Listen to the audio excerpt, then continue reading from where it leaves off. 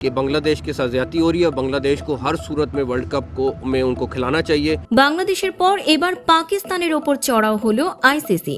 আসন্ন টি-20 বিশ্বকাপে বাংলাদেশের না খেলা এবং তাদের জায়গায় স্কটল্যান্ডের সুযোগ পাওয়া, এই ইস্যুতে আইসিসির বিরুদ্ধে কড়া ভাষায় ক্ষোভ উগরে দেন পাকিস্তান ক্রিকেট বোর্ডের চেয়ারম্যান মোহসিন নাকভি এবং বিশ্বকাপ বয়কটের সম্ভাবনা নিয়েও পাকিস্তান সরকারের সঙ্গে আলোচনা করবেন বলে জানান।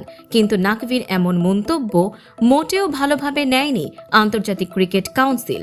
পাকিস্তান যদি বাংলাদেশের মতো পথ অনুসরণ করে বিশ্বকাপে না খেলার সিদ্ধান্ত নেয়, তাহলে কঠোর শাস্তির মুখে পড়তে পারে, এমনই ইঙ্গিত দিয়েছে আইসিসি।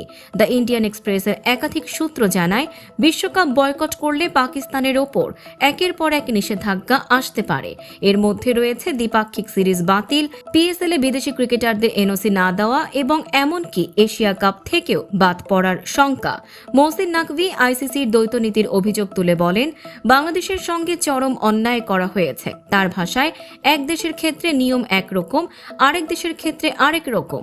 এটা গ্রহণযোগ্য নয়। বাংলাদেশ বড় স্টেক হোল্ডার, তাদের এভাবে বাদ দেওয়া অন্যায়। তিনি জানান, পাকিস্তান বিশ্বকাপে খেলবে কিনা সেই সিদ্ধান্ত হবে সরকারের সর্বোচ্চ পর্যায়ে। প্রধানমন্ত্রী শেহবাজ শরীফ বিদেশ সফর থেকে ফিরলেই চূড়ান্ত সিদ্ধান্ত আসবে। এখনো পর্যন্ত আইসিসির পক্ষ থেকে কোনো আনুষ্ঠানিক প্রতিক্রিয়া না এলেও পরিস্থিতি কোন দিকে মোড় নেয় সেদিকেই তাকিয়ে আছে পুরো ক্রিকেট বিশ্ব।